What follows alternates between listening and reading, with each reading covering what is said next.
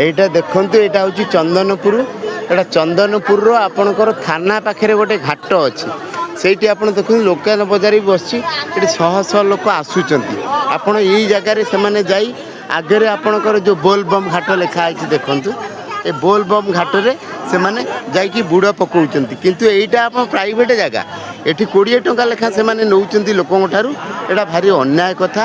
ତେଣୁ କଡ଼ରେ ଯେଉଁ ଅଛି ବ୍ରିଜ୍ କଡ଼ରେ ଘାଟଟା ସେଟାକୁ ସରକାର ଜାଣି ଶୁଣିକିନି ବନ୍ଦ କରିଦେଇଛନ୍ତି। କାହିଁକିନା ସରକାରଙ୍କର ଇଏ ଲୋକଙ୍କ ପାଖରୁ କିଛି ପଇସା ପାଉଛନ୍ତି ସରକାର, ଯାହାଫଳରେ ସରକାର ସେ ଘାଟଟାକୁ ବନ୍ଦ କରି ଏ ପ୍ରାଇଭେଟ୍ ଘାଟଟାକୁ ଚଳେଇଛନ୍ତି।